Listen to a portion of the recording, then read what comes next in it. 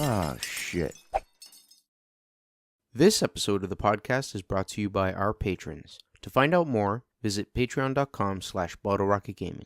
On tonight's show, Component Z joins me as co-host, and Tanuki Games comes along for the ride.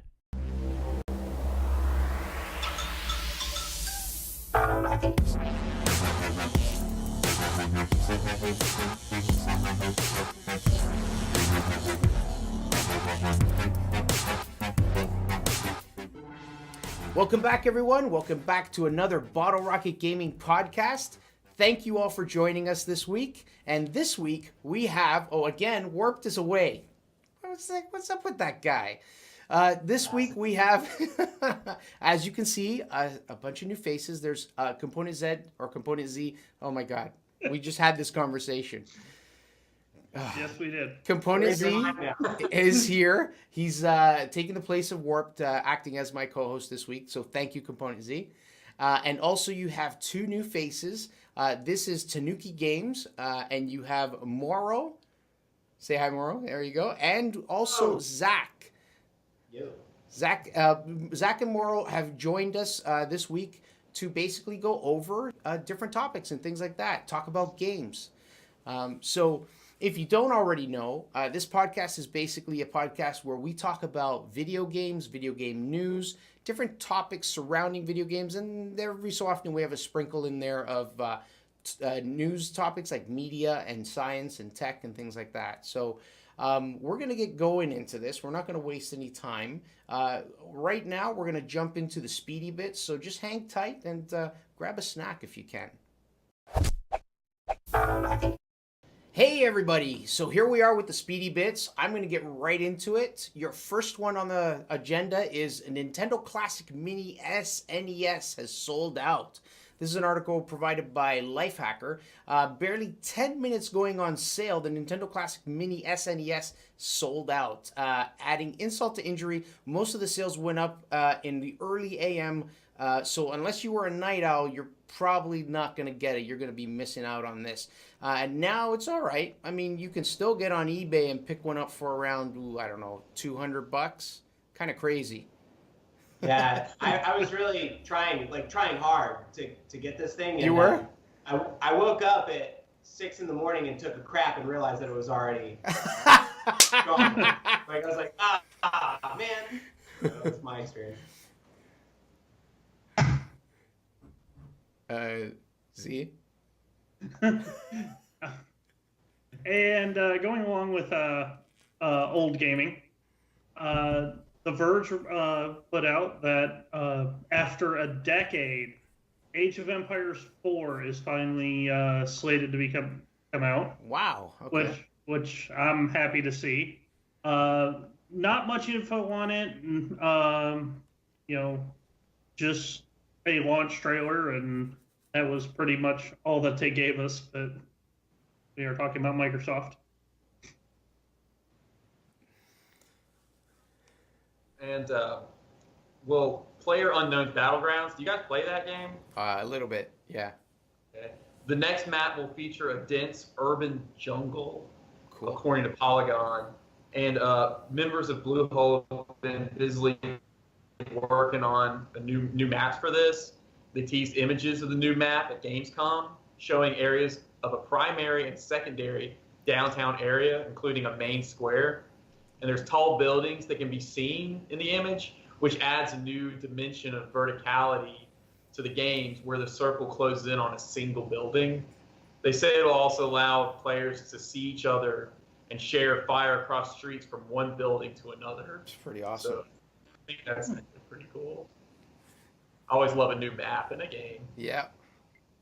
Yeah, and that's, I've never played this game before, but apparently it's also sold 8 million copies, which is well above the benchmark for profitability for a game. That's according to Rock, Paper, Shotgun. Creator Brendan Green confirmed a milestone of having reached 8 million plus sales sometime in the second week of August, which is insane. This is a major accomplishment, especially considering that the game has only been out in early access for 5 months, so it's still not a fully fledged game yet. Right. That's insane, right? That is. They also announced the update for the games will be slowing down as they work on the Xbox version to be released later this year. So that's pretty exciting. That's pretty amazing. I want to play the game. I just haven't. You haven't had a chance yet? Okay. Yeah, Yeah. it's a lot of fun. You should give it a shot.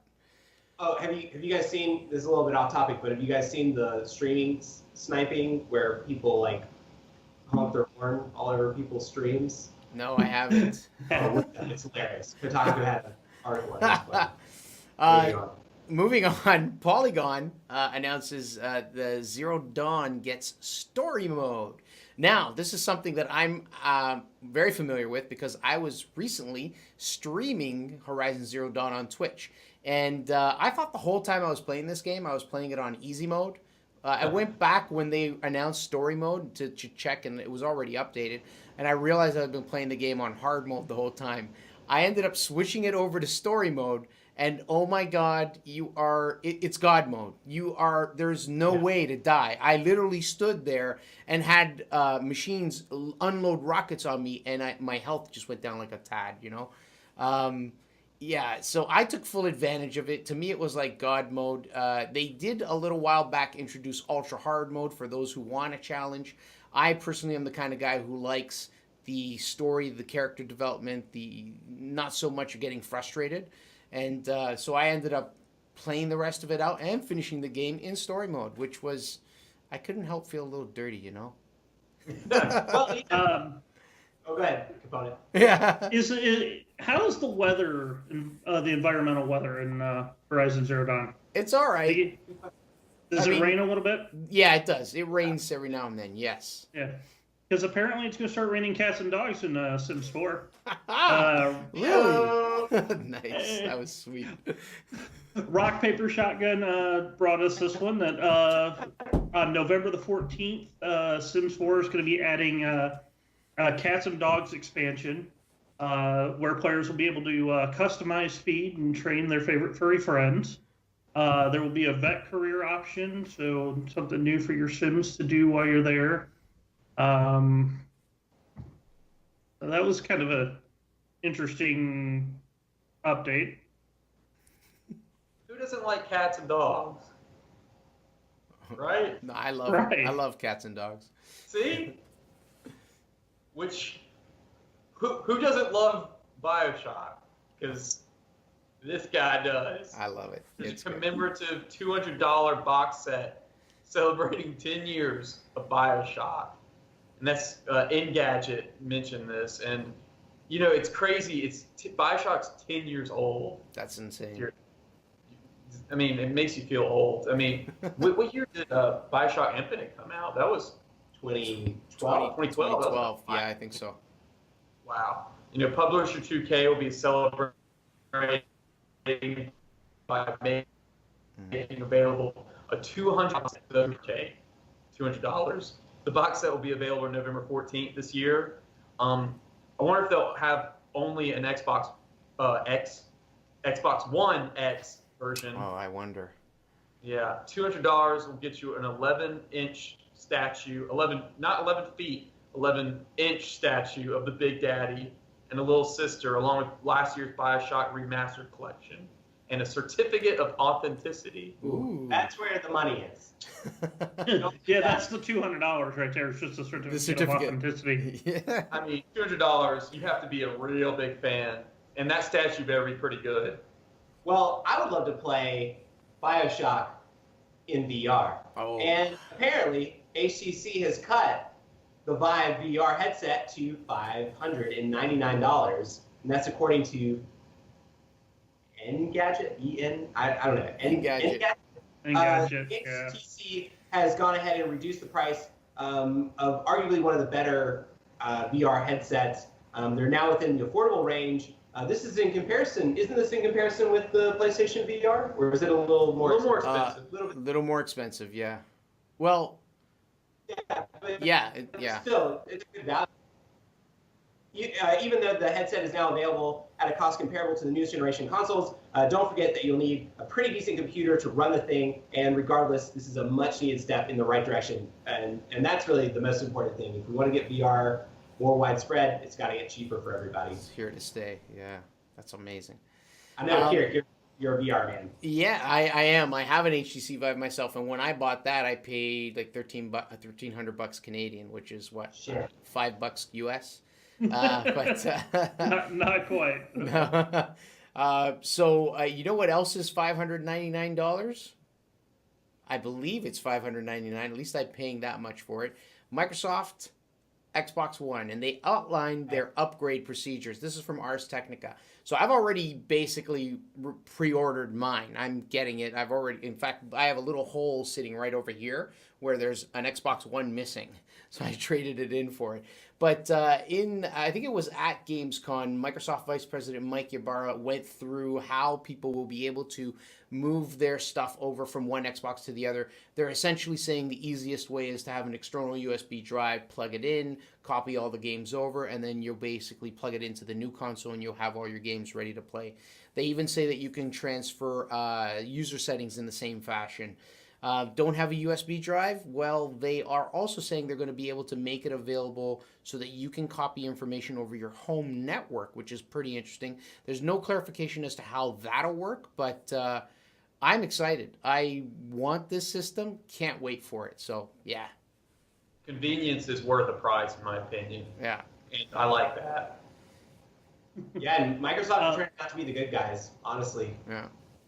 Well, and keeping with convenience, upgrading laptops has never been, not used to be convenient, but HP is changing that. The Verge brings us that the HP Omen X gaming laptop is making it easier to upgrade their parts.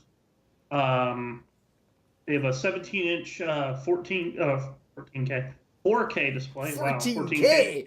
Wow, that would be real life, wouldn't it? HSD. A 4K display or a 120 hertz 1080p for those who want performance. The laptop has all the goodies that you'd want, depending on the build. There's 2 different options, but they can even support 2 external monitors. One of the more unique aspects is the ability to upgrade some of the parts, including hard drives, SSDs, and RAM. With only just a screwdriver. That's pretty awesome. Yeah. So, you want to talk about some media news? Sure. Apparently, Rut a live-action reboot of the Jetsons is heading to ABC, according to Engadget. We've been demanding it for years. And now it's finally coming. You know, the Jetsons movie came out in the late 80s. It was just a long episode. Yeah. And I wanted a live action one. And so here it is. But ABC, I don't know. For those of you who are Jetsons kids, this may bring a smile to your face. ABC has ordered a pilot episode of your favorite family of the future. And it originally aired in the 60s, 62, 63. And then it was revived in the 80s. And it held a special place in the hearts of millions. You know, I loved watching them when I was growing up. And let's just hope they do the series justice and fuck it all up. I want to see Astro, you know, just really brought to life because he is my favorite dog character. Well, you know what never happened? What? And this is I got stuck with this when Mauro and I were discussing this earlier. You know what never happened in the Jetsons? Someone sexually harassing a fence. Police issue a warrant. You didn't see that episode? For Texas man caught having sex with chain link fence, according to ABC News. Police in Texas are looking for a man who allegedly had sex with a neighbor's fence while in a drunken stupor. Oh, I can't. His name was Zach Connell. 32. Is scheduled to appear in court this week, facing a charge of indecent exposure related to his March 1st arrest. Estala failed to show up, prompting police to issue a warrant for his arrest. The poor man. He's a victim of circumstance, obviously. Oh, man. Well, that's an awesome one to close this on. Thanks, guys. Z, what's your real name, by the way?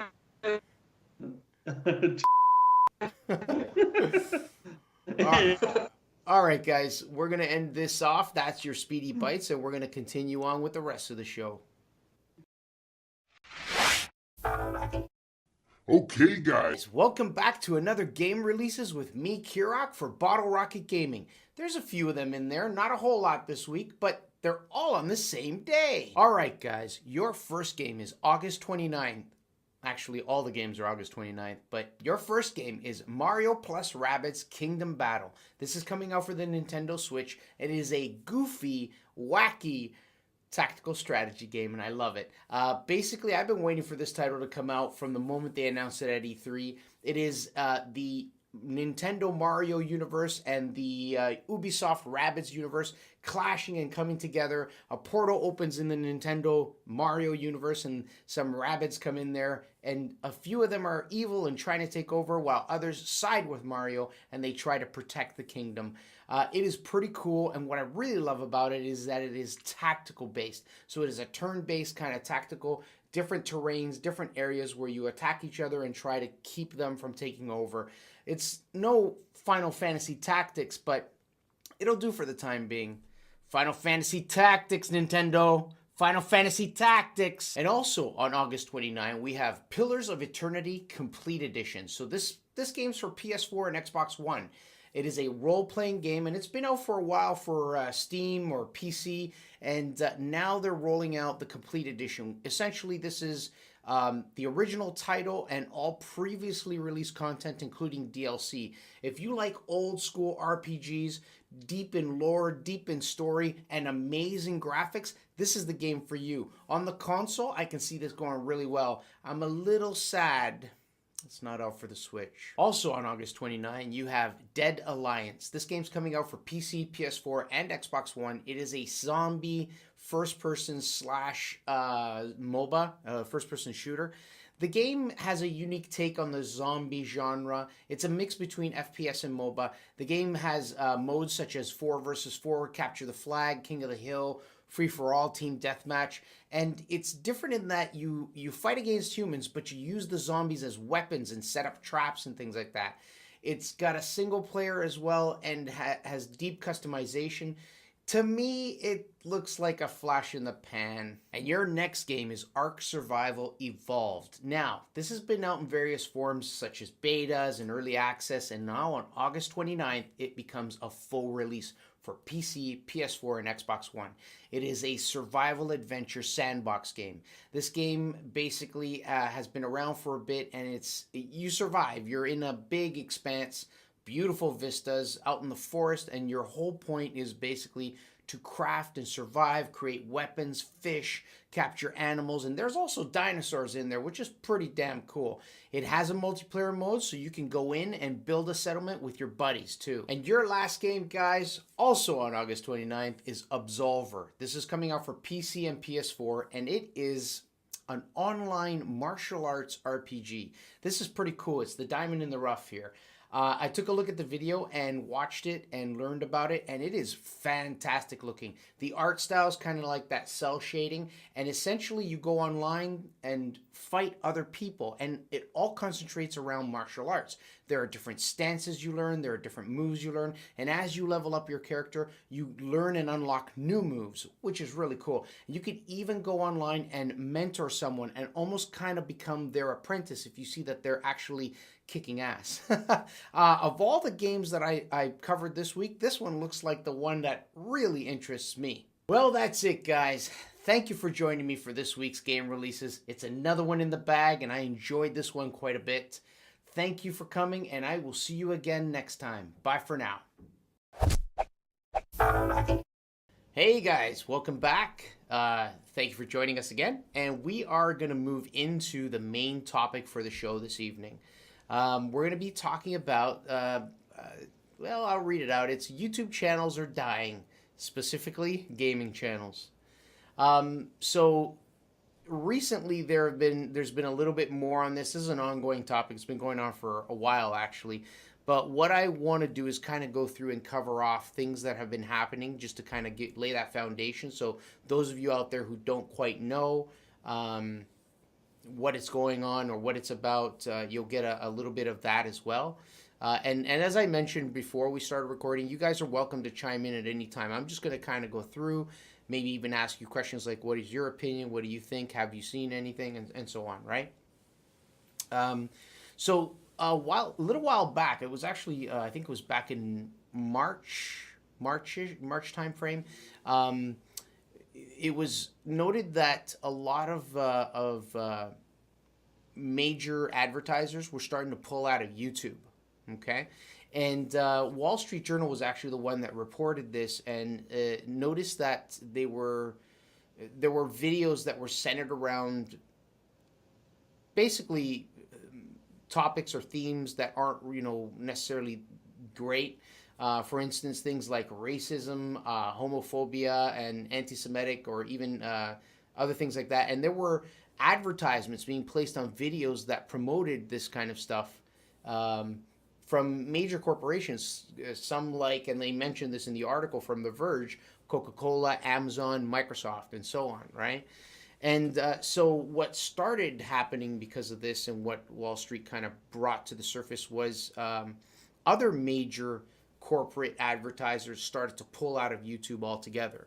You guys remember this, right? Like when it started. Yeah. Well, it's that cognitive dissonance, right? They don't get to choose. Yes. What? It's not like TV where it's the Super they Bowl. They pay for an ad. Yes. Yeah. Buys that ad.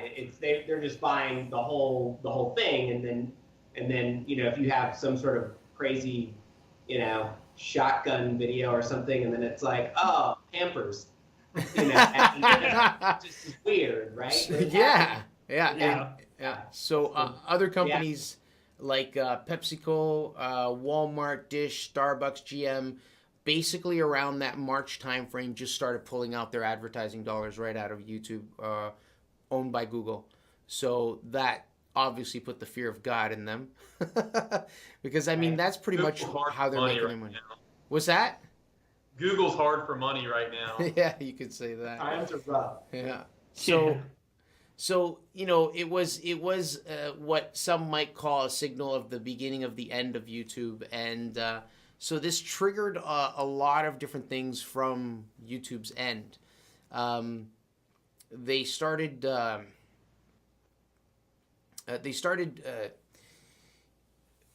altering the way videos were being monetized, or not necessarily monetized, but being put through. Like, for instance, there have the what is it called, the trending area, and a lot of YouTubers, big name YouTubers, started pointing out and speaking openly about different things that were happening to their videos. They started noticing trends in those videos.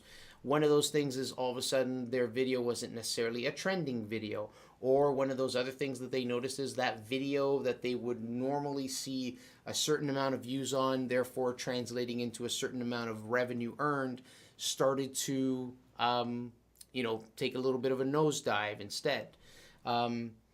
So one of these notable, and I'm not a fan of him personally, but one of these notable or bigger YouTube guys was PewDiePie. And sorry?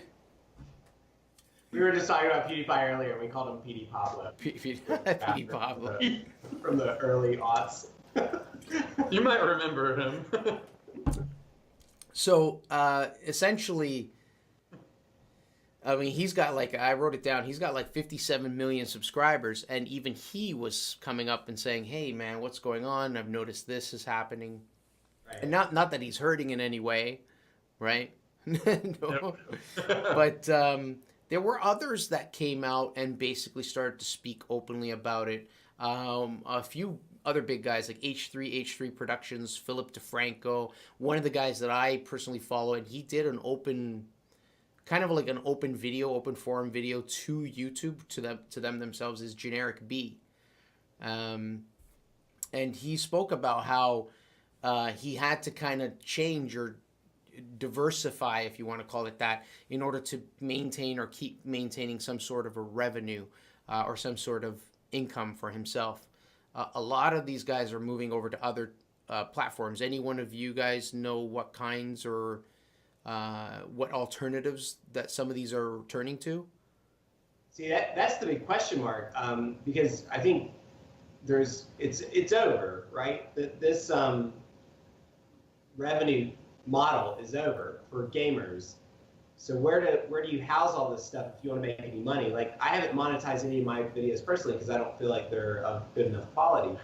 But if you really wanted to make a go at it, I don't know where you park your information. Streaming is one thing, but if you're doing reviews, and you don't have the money for a staff, like an IGN or something like that, they're going to be fine. It's these people who are middle and below that are just going to get. Now, I have seen that, like some of the YouTubers that I watch for their Let's Plays, I've actually started following them on Twitch because I am seeing them make that migration over to the streaming services because they can pull their audience over and gain new viewers and still make some money on it. Right. But think about all the other content that isn't applicable to streaming. You know, like if you're trying to like have a discourse on gameplay or you know, like this podcast. Yeah, you know, where do you park that information? I think is the question. We could do live. I can hit the button. You guys want me to hit the button to go live? Yeah. Yeah, you put it in either creative or IRL, and you can put what we're doing there into like I said into creative because we are recording a podcast, or you do it in IRL because you can interact with your people a lot more, which is something that's new to a lot of them because they don't everything they're doing is static. They don't get that instant feedback that they get on streaming. So some of them are learning that whole aspect. But yeah, it could go like it'd be like a modern radio show then at that point. Yeah. Which could add some new life into what we were doing, And sorry, go ahead. I was going to say, to be fair, one of the other podcasts I worked with, we actually broadcast our recordings every once in a while, and we'd put the chat up in the center of the channel while we were talking.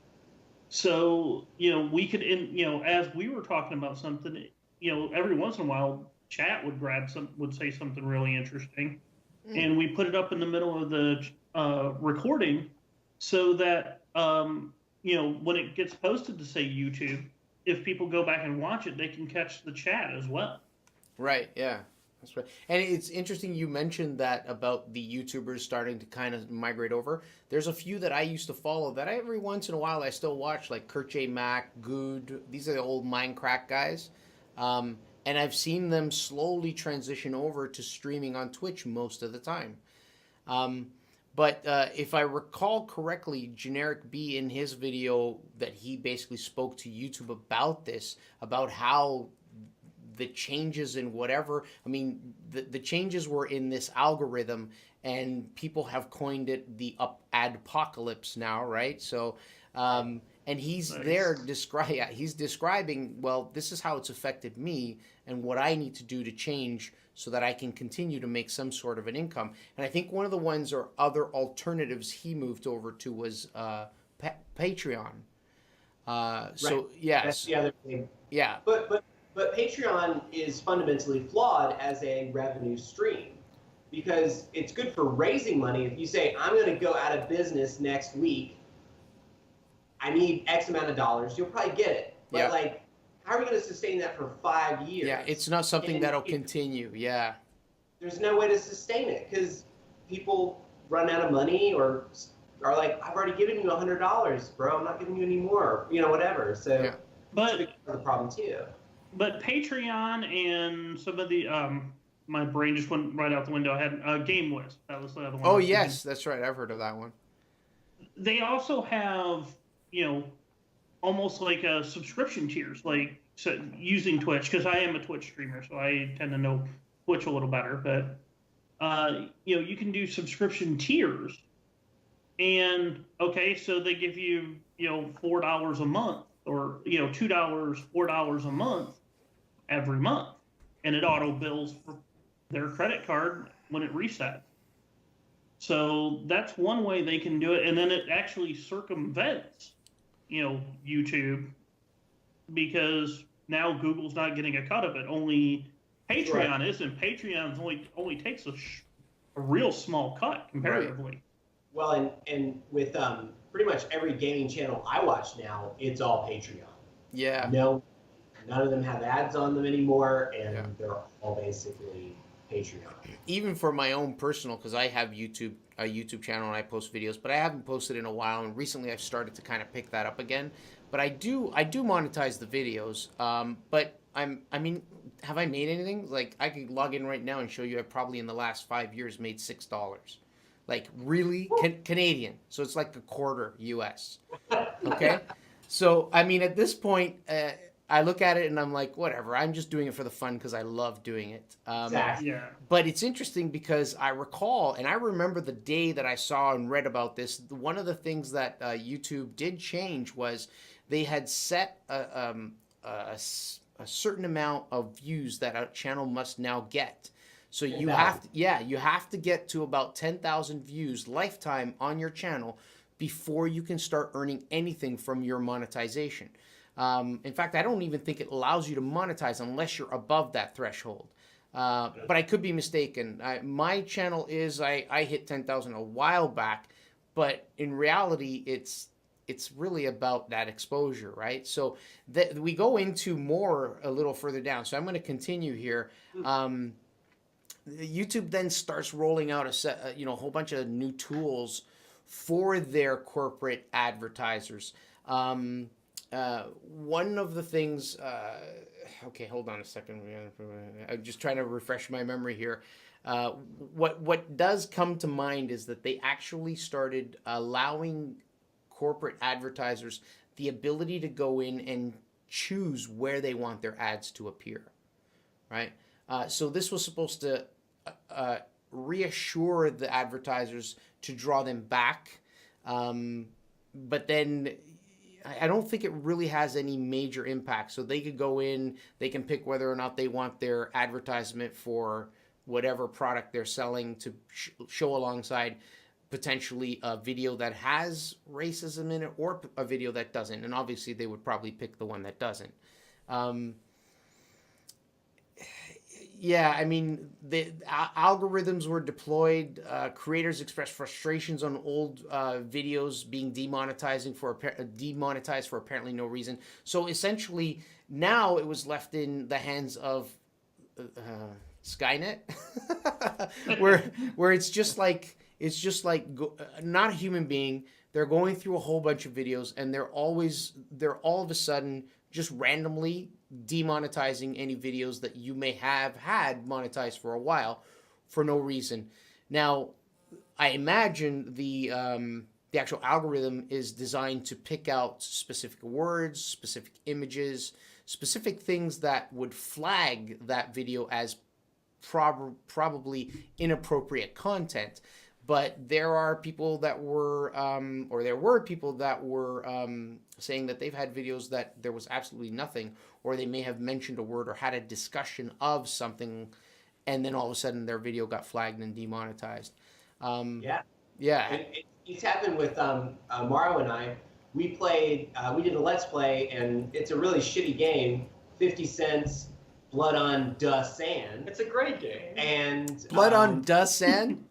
No, it's Blood on the Sand, but anyway, that's what and it got flagged immediately like that, and I got a message from YouTube, and it was just like, your thing has been flagged. Obviously, it's within fair use for us to use it, right? And it was just kind of this message that was like, don't worry, you're not in trouble. Just any money that's made from it goes to the copyright holder now. Right, yeah. And it was just that sort of like very patronizing sort of like, it's okay, but if anyone ever did want to watch this crappy video of this crappy game, well, then 50 Cent wants his money. He does want his money. And I don't want him knocking on my door. It's true. That game will actually with a shotgun terrify you into what things will do with his money. Yeah. So actually, you bring up a good point. The Middle East now. Because like I had I played Mafia 2, and in that game there's a bunch of music in the background that I didn't mute. I should have muted it, right? And it's all like real world music from back in the 40s or 50s. and my stuff got flagged for content for copyright content, but that's understandable, although it is still an algorithm and still a non-human making that choice or that decision. Yeah. So even though I wrote 2K and got their permission to play the stuff, the music is still technically owned by such and such, and that's why they got flagged. But when we're looking at what we're talking about here, it's more along the lines of an algorithm that decides whether or not your content is suitable for ad, but also, right? the fundamental question is it a work of criticism or not? Ah. And in the question of, or in the example of 50 Cent, we were criticizing the shit out of it. We were like, this game is... So I think that's the thing. It becomes... And I think the fundamental question is, does YouTube create anything? No. No, it's exactly. On creators. But then you're also kind of stifling that creativity. You're pushing it. Yeah. So it's going to all turn into, I guess, like YouTube 2.0, 3.0 will be food blogs or... Disney? Yeah, people ranting about, I don't know. I'm not sure. I don't know what the next step is. We just have to break out in song, but it can't be someone else's. Well, you got those million videos of people blowing up fidget spinners. I have not seen that, really? Yeah, it's a thing. I'm gonna have to look that up. That's pretty cool. So how are they blowing them up? They're just using like... Well, apparently your standard fidget spinner fails at about 20,000 RPMs, and it fails at a very catastrophically. Wow, I gotta look this up. That's pretty cool. A little off topic, but that's awesome. So considering what we've kind of covered already, fast forward to today.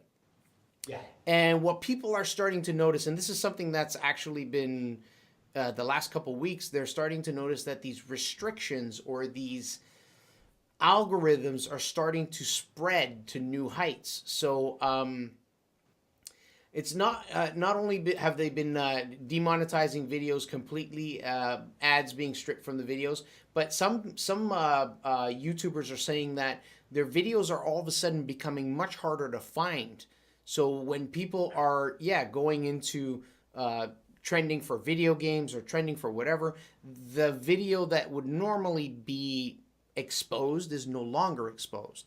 So someone has to go looking particularly for that video, and that is kind of not the greatest because it constricts your viewer base or your building of viewership. It prevents people from, there's millions of videos uploaded to YouTube daily, I think. And for your video, whatever the content may be, to have it kind of try and fight through the rest of the noise, it becomes really hard. And if you're not, like, this is specific, we're talking about specific for games, and games by nature may be violent, so there may be shooters, like I just picked this little baby up, right, and I'm streaming it. Yeah, so that's guns and killing. I'm gonna kill probably 400 or 500 people in that game, and if I decided to, even if I had written the developer and decided to stream that, then it's going to get flagged. But what people are saying is that videos that don't even have any violence are starting to get flagged or demonetized. Or well, the thing is, so you got to think about this too, right? So the reason why all that content's getting buried is because there's no money to be made at it, right? So because advertisers don't want to advertise on it. So YouTube, there's no reason to have it. So, and I run into this all the time. I can type in Tanuki Games, and my latest review is Assassin's Creed Unity. And the first I watched it, by the way. That was good. I watched it, by the way. It was good. Well, thank you. I appreciate that. It won't be the first or second review that I find when I type in my own name, my own channel's name, and my own review. It'll be IGN Assassin's Creed Unity. Right. You know. So because there's no money to be made at it, and that makes sense, But which is the priority, I guess. It makes you wonder, though. If they're covering the same game, they're going to be using the same words, and they're going to be showing the same violent graphics. So what's happening with their videos? I don't know. Yeah. That's a great question, though. Yeah. So a lot of the YouTube creators and some bigger YouTube creators are basically vowing to leave the platform altogether. And just as we touched upon a little earlier with Component, there are many YouTube creators that are starting to migrate over to other services, and one of them being Twitch, is a very popular one. I was on Twitch a while back, almost a year, a little over a year ago. Then I noticed Beam at that time, which is now known as Mixer, kind of pop out of the woodwork, and I decided, let me try that, and I migrated over to Beam, and now I moved back to Twitch because I just missed it. So it goes to show you that YouTubers are creators, I should say, are feeling it. They are, some big, some small, probably most, like you said, Zach, from the middle ground down are probably feeling it more than anything. And there's a difference. There are sometimes some people that are part of something where they want to do it because they really love to do it, they have fun doing it, and they do it as a passion.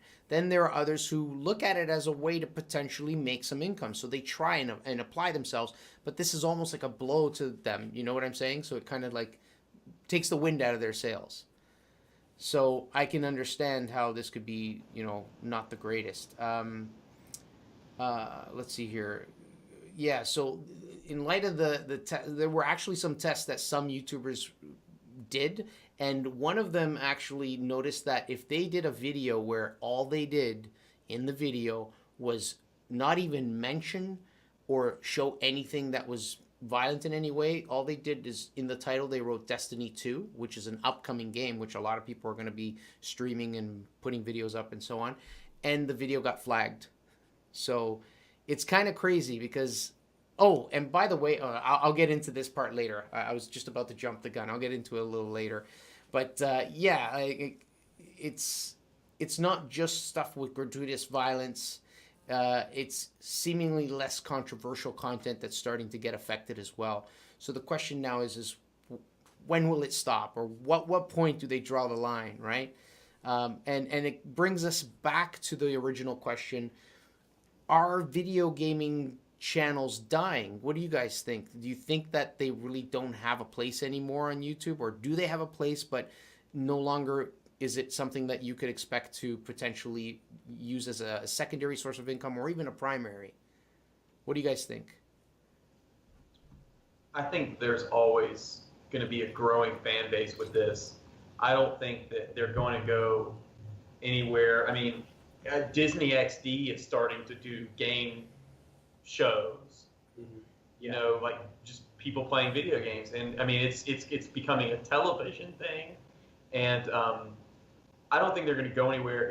There's too big of a fan base, and it just keeps growing. Yeah, it's just gonna evolve. It's going to go to another website or another easier way of doing it, or I really don't know what the next step is, or I'd be rich, but. But it's gonna I think it's gonna stay. It's pretty interesting when you consider that so much is going on here in YouTube, and a lot of people are making that move over to say something like Twitch, and Twitch is still putting ads up. Like, right. Yeah. How are they not feeling the flack from especially the advertisers, right? I don't know. Just an observation. Yeah, or they're just counting their money. They're like, yeah, that's good, yeah. I think some of it. I think some of it, as far as Twitch goes, is Twitch, for lack of a better term, polices themselves better. If they get reports of,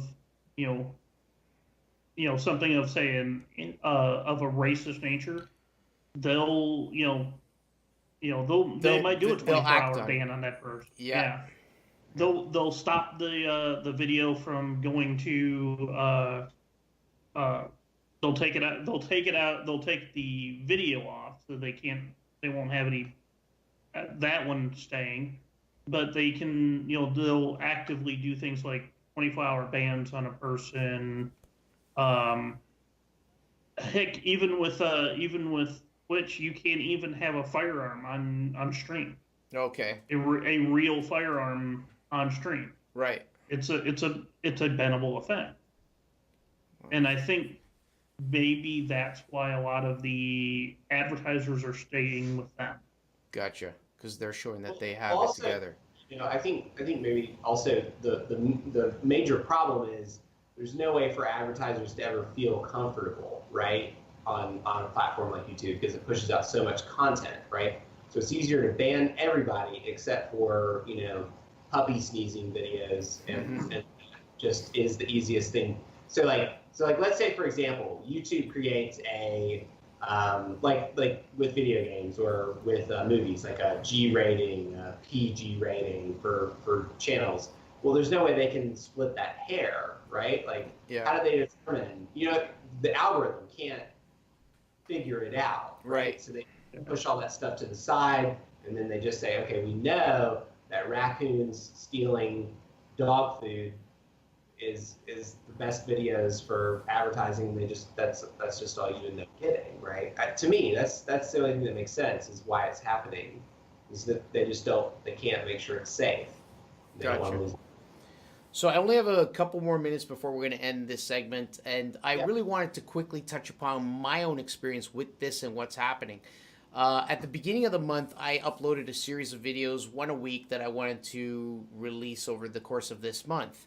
One of the videos actually got flagged in this way. YouTube issued out a series of icons to make it easier for the content creator to be able to identify what exactly is going on with that video. And this particular video that I posted is a VR video. And in this VR video, the game is Hot Dogs, Horseshoes, and Hand Grenades.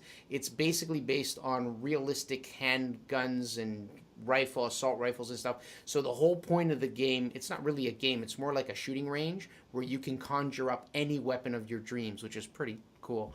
The game is probably one of my favorites on the VR system, and I've posted videos in the past on this, like a year ago, posted more this year, and one of the videos, which is actually coming out next week, Tuesday, got flagged with, and I'll read it.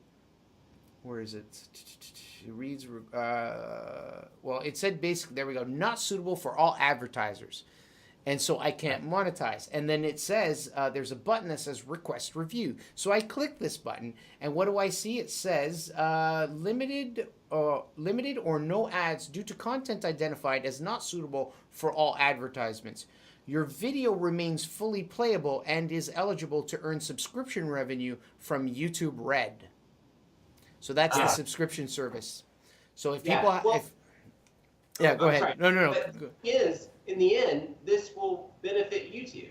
Yeah. They will profit from it. So I think that's kind of what's being maybe missed about it all, is that, like, channels are getting squeezed, yes, but will it ever affect YouTube? No, exactly. They'll keep making money. So get this, I dig a little deeper, because once I go into the video, there's another button that says request manual review, meaning we're going to have a human being take a look at this video. And it says, I click on that and I get a message pop up on screen, and it says, right now we're only able to review videos with at least 1,000 views in the past 7 days. We will review your video when it reaches that threshold. It's not even released, it's upcoming. And give you a final decision, usually within a week. Well, that's never going to happen for me, because the most I've ever had on a video on my channel is like 50 views.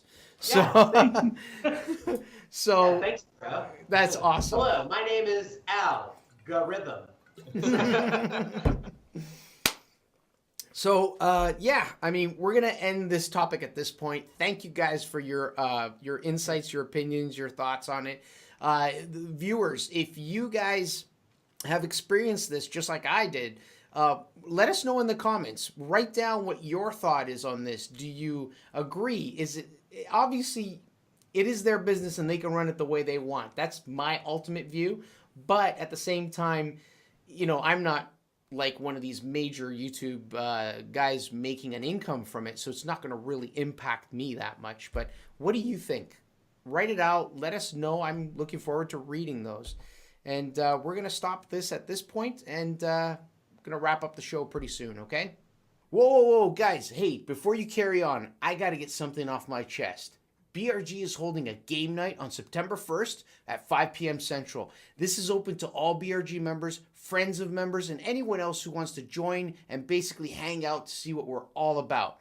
You can find the event posted on the BRG website at bottlerocketgaming.com/events. Non-members can even join our Discord, or you can even email us at bottlerocketgaming@gmail.com. Hope to see you there. All right, carry on. You can keep doing what you're doing. Go, go, go. Just go. All right, guys. So we've reached the end of the episode today. The podcast is almost over. I'm going to take a moment to thank our guests today. I want to thank Tanuki Games. That's Morrow and Zach. Thank you guys for being able to come. Thank you for joining us. It was a lot of fun. Thank you. Yeah. Thanks for having us. We had a ball. Yeah. Okay. Awesome. Warped. He basically, as I mentioned before, kind of did the headhunting, found you guys, and so on and all that. But you know what? In the future, I'm sure we're gonna want to maybe do like meet up again and either a podcast. And Warp's been working on an idea of doing like a monthly show where we bring in several podcasts and guys from several, and we do like a round table topic. We grab one topic and talk about it for like an hour type thing. So if you guys are game for that in the future, that'd be awesome. We are, yeah, I'm sure. So tell me, guys, what's coming up for you? Any plans in the future? Podcasts, shows, anything like that?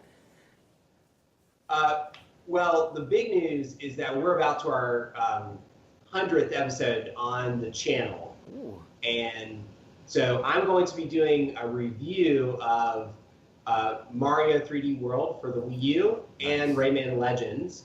And then we're going to do the 101st episode where Mario and I discuss the pros and cons and which one might be the better game to us. Oh, that sounds awesome. Yeah, so because they were both released in the same year and they were kind of, They were rivals, but now they're making a game together. That's right. Thank God. So, Mario plus Rabbids. That looks good. Anyway, I might get it. That'll be in a couple weeks, but that's the big one we're trying to push out. Other than that, I recently did a review for God Hand, which is a PS2 classic action game that I'm very proud of, and just generally, the channel just kind of muddles along. So I'm going to say to all the viewers that are watching, you guys got to go and check out their channels. I actually watched your review of Unity. I bought that game way back in the day. Do I have it here? And it's in the wrapper still, and I've been meaning to play it. There it is right there. I just have not had a chance to do it, especially when I have all these other games. But yeah, if you guys check them out, where can they go find you guys? What's your YouTube channel? Where is your social links and stuff like that? I don't really do anything other than the YouTube stuff because it's kind of exhausting. Gotcha. So I just have the YouTube channel, Tanuki Games. It'll be the first thing you see when you type it in. It's the first channel you'll see. And I'm doing a search.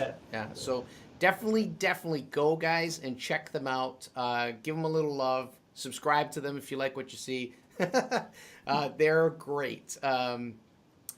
So right now I want to turn the attention to Component Z. It's Z, right? Yes. Not Zach. Z. Not Zed. So Component Z, I want to say thank you so much for joining us tonight. Thank you for being my co-host. I really appreciate it. Very, very awesome. What's coming up for you, my friend? What are you up to? I know you're streaming on Twitch. Do you have anything coming up on Twitch? I'm currently in a blind playthrough of Watch Dogs, which is a fantastic game for anybody who hasn't played it. It took me a while to get into it because I was always thinking it was something different, and somebody's like, no, you really got to try it. Okay. So going in blind, it's a little weird, but it's a wonderful game. I'm getting back into doing a little bit of Stowe, so I've been doing Stowe. Sorry, what's that? Star Trek Online. Oh, okay. I do Star Trek Online, and I also do Star Wars: The Old Republic. I actually started a new Old Republic character. I'm starting ground up build. So.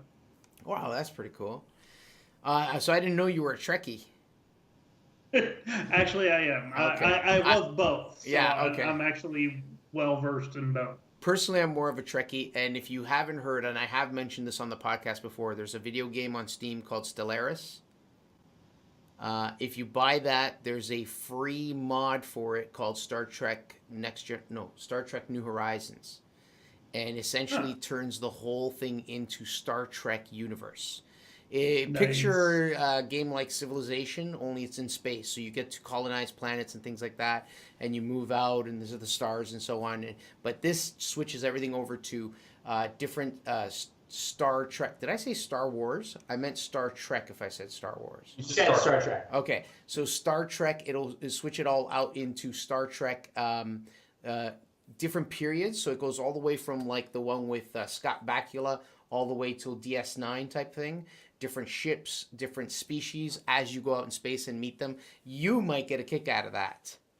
I might have to look into that. Yeah, look into it first, because the game's like 43 Canadian. I don't know how much that works out to you guys, but might be worth it. I've been eyeing it. I have it on my wish list. So yeah. So where can people find you, Component Z?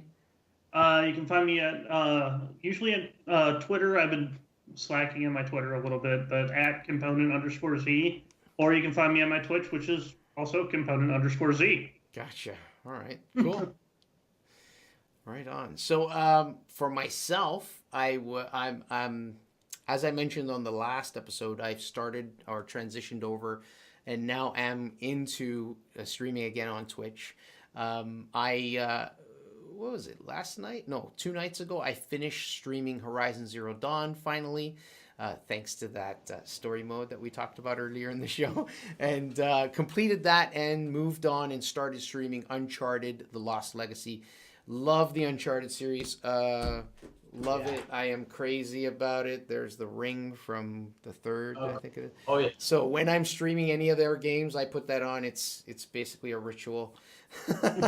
Little crazy, but I'm doing that. And the other hype I'm kind of caught into right now is the Xbox One X.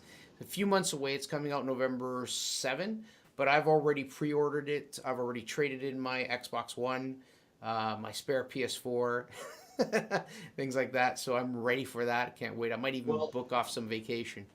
And the big news is Xbox One is going to be backward compatible all the way back to the original Xbox. That's right. I'm looking forward to that too, because I have like a ton of Xbox games. Same. That's my big part of my collection.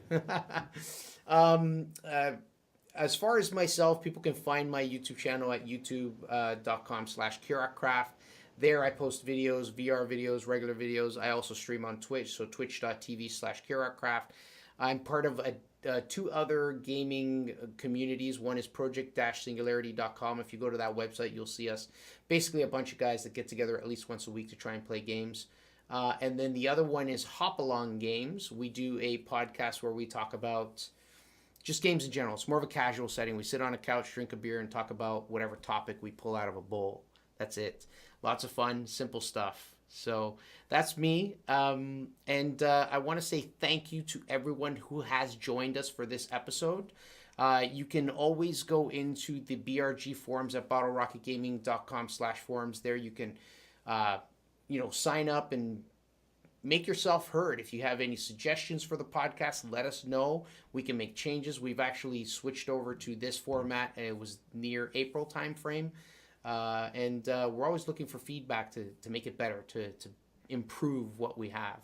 Other than that, if you're interested in joining Bottle Rocket Gaming, you can go to our website. It's bottlerocketgaming.com. There you'll see events that are listed. You can register and become part of the group. You can even see all the other people who are part of the group. Component Z is one of them, and many others. A few of the guys from Project Singularity are actually in Bottle Rocket Gaming as well. And it's really good. You can go check us out on the actual YouTube channel, which is where you are now watching this podcast. So that's youtube.com/BottleRocketGaming. As well, we have had a lot of activity on the Twitch channel for Bottle Rocket Gaming. So that's twitch.tv Bottle Rocket Gaming. There are many of the members of Bottle Rocket Gaming that are donating their time and filling in little slots throughout the week and playing games and showing off what they do, which is pretty cool. Did you do that? I think you did do that, right, Component?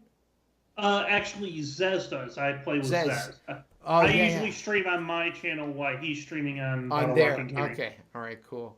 And, everything helps. If you guys like what you see, you can always hit that like button. If you really like what you like, you can always like what you see. You can always hit the subscribe. And if you're the kind of guy or person who, doesn't really have the time to follow and do all those things, yet you still want to help out, Bottle Rocket actually has a Patreon site. It's patreon.com/Bottle Rocket Gaming. On that site, you can go in and do different things like donate whatever you can. I mean, we're not, like Warp says, it's not something you have to do. If you feel moved to do it, hey, go by all means, go ahead.